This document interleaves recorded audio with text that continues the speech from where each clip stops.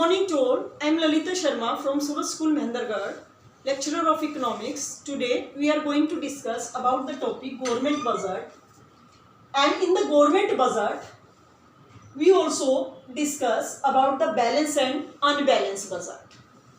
First of all, what do you mean by the balanced budget? Balanced budget is a situation where total revenue and total expenditure of the government are equal to each other. Then second situation is unbalanced budget. Unbalanced budget में हम दो types के budget को include करते हैं. Unbalance में surplus और deficit की सिचुएशन आती है. तो सरप्लस बजट क्या होता है? वी हैव टोटल एक्सपेंडिचर, और टोटल एक्सपेंडिचर में क्या इंक्लूड होता है? Revenue expenditure plus capital expenditure is less than total receipts, और टोटल रिसीप्ट्स में revenue receipts plus capital receipts. या हम सिंपल वे में कह सकते हैं we have the total receipts of the government is more than total expenditure of the government during an accounting year. These are called the surplus budget. And deficit budget we have total expenditure is greater than total receipts. इसमें भी हम ये दोनों concept include करते हैं. Total expenditure में revenue expenditure और capital expenditure आता है, जबकि टोटल रिसिप्ट्स में revenue receipts and capital receipts को इंक्लूड किया जाता है. एक बात और ध्यान रखना, यानी जो डेवलपिंग कंट्री है उनमें सबसे ज्यादा जो बेनिफिशियल बजट होता है वो डेफिसिट बजट होता है, लेकिन ये भी एक लिमिट में होना चाहिए. जबकि सरप्लस बजट डेवलप्ड कंट्री के लिए अप्लाई होता है और डेफिसिट बजट डेवलपिंग कंट्री के लिए अप्लाई होता है. तो इसमें हम तीन प्रकार की सिचुएशन डेफिसिट की एक्सप्लेन करेंगे जो चैप्टर के पॉइंट ऑफ व्यू से हैं. तो इसमें है फर्स्ट है रेवेन्यू डेफिसिट.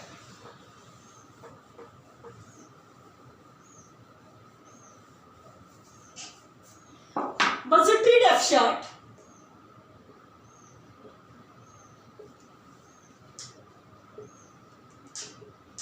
ये फॉर्मूले भी लगा सकते हैं आप एक तरह से, क्योंकि इसमें न्यूमेरिकल पोर्शन भी पूछे जाते हैं और न्यूमेरिकल पोर्शन इन्हीं फॉर्मूलों पर बेस्ड होंगे. Budgetary deficit is a situation where total expenditure यानी revenue expenditure plus capital expenditure is more than total receipts, यानी revenue receipts plus capital receipts. या इसका फॉर्मूला क्या होता है? Total expenditure minus total receipts. Right. इसमें हम तीन प्रकार की डेफिसिट सिचुएशन इंक्लूड करते हैं. फर्स्ट है रेवेन्यू डेफिसिट. रेवेन्यू डेफिसिट जैसे रेवेन्यू बजट क्या होता है? जिसमें रेवेन्यू के कॉन्सेप्ट इंक्लूड करते हैं, यानी रेवेन्यू एक्सपेंडिचर और रेवेन्यू रिसीप्ट्स. तो सेम उसी तरह से रेवेन्यू डेफिसिट क्या होगा? जिसमें रेवेन्यू के कॉन्सेप्ट इंक्लूड होंगे केवल. यानी रेवेन्यू डेफिसिट क्या होता है? Revenue expenditure minus revenue receipts. या हम कह सकते हैं where revenue expenditure is more than revenue receipts, it is the situation of revenue deficit. Right. इसका सेकंड कॉन्सेप्ट है, इसमें इंप्लीकेशंस भी आते हैं. इंप्लीकेशंस आप एक ही लिख सकते हो इन सभी में. सेकंड है फिस्कल डेफिसिट. ये मोस्ट इंपोर्टेंट है. फिस्कल डेफिसिट क्या होता है? Fiscal deficit is also the difference between the total expenditure minus total receipts. यानी टोटल एक्सपेंडिचर जिसमें हम revenue expenditure plus capital expenditure को इंक्लूड करते हैं, और minus total receipts revenue receipts plus capital receipts. ध्यान रखना ये जरूर आएगा इसमें. Net of the borrowing.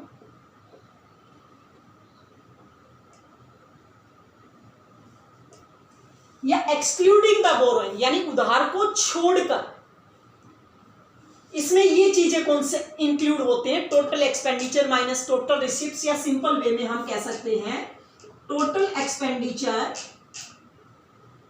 Minus total receipts net of the borrowing, या excluding the borrowing. Net of the borrowing या एक्सक्लूडिंग द बोरोइंग. या इसका एक सिंपल सा मेथड है, जैसे कई बार फॉर्मूले में आता है फिस्कल डेफिसिट न्यूमेरिकल पोर्शन में अगर हमें ये वैल्यू गिवन ना हो तो हम डायरेक्ट इसकी वैल्यू पुट अप कर सकते हैं, क्योंकि फिस्कल डेफिसिट हमेशा किसके बराबर होता है? Fiscal deficit shows the total borrowing of the government, यानी फिस्कल डेफिसिट की वैल्यू हमेशा किसके इक्विवेलेंट होती है? बोरोइंग को इक्विवेलेंट होती है। यानी जितनी ज्यादा बोरोइंग होगी हमारी डिपेंडेंस अदर कंट्री पर या और दूसरों पर उतनी ही ज्यादा बढ़ेगी, राइट। इसके बाद इसमें आती है इसकी इम्प्लीकेशंस कि what effects of the fiscal deficit on our economy, यानी फिस्कल डेफिसिट की सिचुएशन अगर होगी तो इसका हमारी इकोनॉमी पर क्या इफेक्ट पड़ेगा, राइट। तो इसकी इम्प्लीकेशंस हैं जैसे inflationary spiral,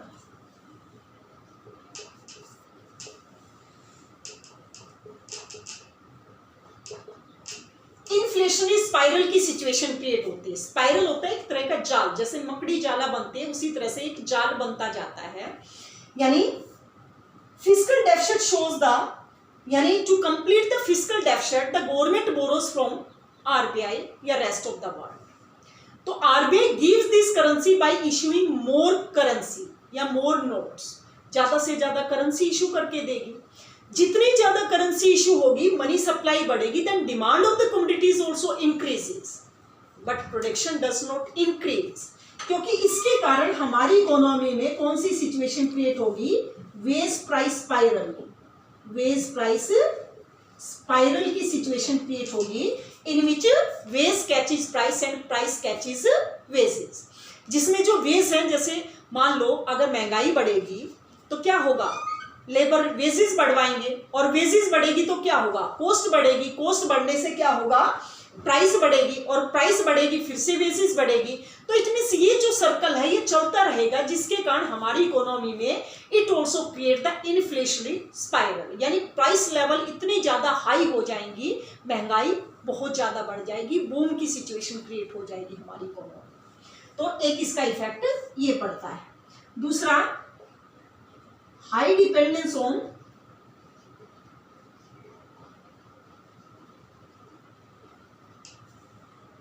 rest of the world, यानी जितना ज्यादा उधार हम अदर कंट्री से लेते हैं, this also increase the dependence of our country on rest of the world.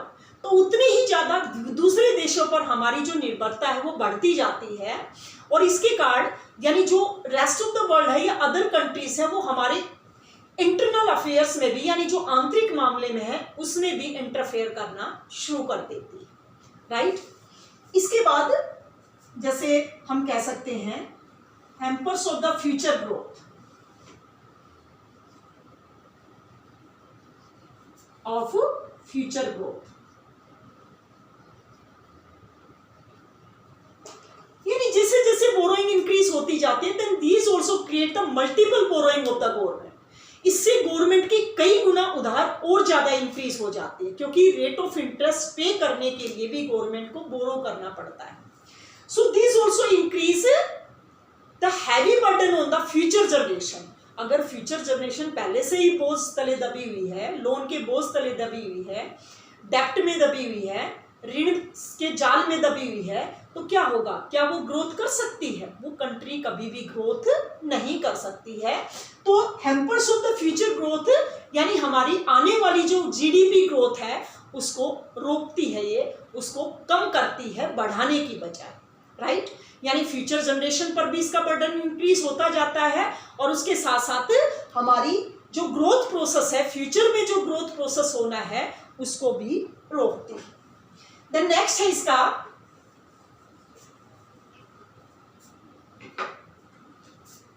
तीन या चार ही कर सकते हैं, क्योंकि मैक्सिमम 4 मार्क्स का ही क्वेश्चन बनेगा आपका। एज ए डेट ट्रैप, ऋण का एक जाल बनता जाता है।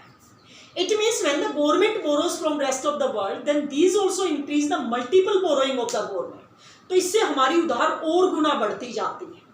Then our economy caught in the debt trap, जिससे हमारी अर्थव्यवस्था ऋण के जाल में फंसती जाती है। और वो कभी भी उबर नहीं सकती, हमारा ग्रोथ प्रोसेस कभी भी इम्प्रूव नहीं हो सकता है ऐसी इकोनॉमी का जो डेट ट्रैप्ड की सिचुएशन में आ जाती है। तो ये इसकी इफेक्ट है, यानी जितनी ज़्यादा बोरोइंग, जितना ज़्यादा फिस्कल डेफिसिट ज़्यादा होगा, हमारी बोरोइंग ज़्यादा होगी और इसके कारण हमारी इकोनॉमी पर इस तरह के इफेक्ट पड़ेंगे। इसमें तीसरा कॉन्सेप्ट है इसका, फिस्कल डेफिसिट के बाद इसका तीसरा कॉन्सेप्ट है, लास्ट कॉन्सेप्ट है एज ए प्राइमरी डेफिसिट।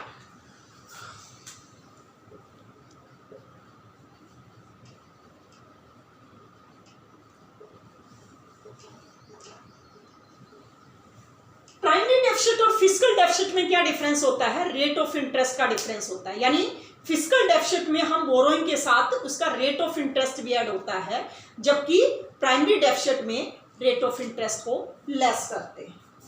यानी ये क्या आ जाएगा? फिस्कल डेफिसिट, इसका फॉर्मूला है fiscal deficit minus interest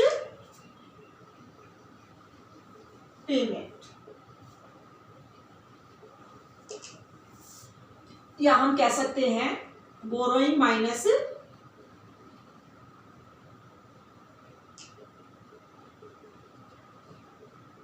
interest payment. यानी इसके द्वारा अगर हमें फिस्कल डेफिसिट निकालना है तो इंटरेस्ट पेमेंट इधर चली जाएगी, यानी primary deficit plus interest payment क्या आ जाएगा हमारे पास? फिस्कल डेफिसिट आ जाएगा। And what do mean by the zero primary deficit? Zero primary deficit कब होगा? ये बहुत ज्यादा डेट ट्रैप्ड की सिचुएशन को शो करेगा अगर जीरो प्राइमरी डेफिसिट की सिचुएशन हो। यानी जीरो प्राइमरी डेफिसिट क्या होगा? When the borrowing and interest payment are equal to each other. जैसे हमारे पास बोरोइंग 200 करोड़ की है और इंटरेस्ट पेमेंट भी 200 करोड़ की है, तो प्राइमरी डेफिसिट क्या आ जाएगा? जीरो के इक्विवेलेंट आ जाएगा। And it shows high dependence of our country to rest of the world for borrowing. It means ये क्या शो करता है कि हमारी बोरोइंग इतनी ज्यादा बढ़ जाती है कि इवन रेट ऑफ इंटरेस्ट पे करने के लिए we also borrows from the rest of the world, हमें और ज्यादा उधार लेना पड़ता है। रेट ऑफ इंटरेस्ट वो मल्टीपल बोरोइंग, यानी और ज्यादा बोरोइंग बढ़ती जाती है और एक सिचुएशन ऐसी आ जाती है कि बोरोइंग और इंटरेस्ट पेमेंट जब इक्वल हो जाती है, then these indicate the situation of zero primary deficit. इसकी इंप्लीकेशन भी आप सेम जो फिस्कल डेफिसिट की इंप्लीकेशंस हैं वही आप लिख सकते हैं, राइट? तो ये मोस्ट इंपॉर्टेंट टॉपिक है इसके, स्पेशली फिस्कल डेफिसिट। ये आपके तीनों जो फॉर्मूले हैं न्यूमेरिकल पोर्शन में भी काम आएंगे, क्योंकि इन्हीं फॉर्मूले के द्वारा आप न्यूमेरिकल सोल्व कर सकते हैं, right? So that's all for today. For the further connection, please connect our YouTube channel. Thanks and have a nice day.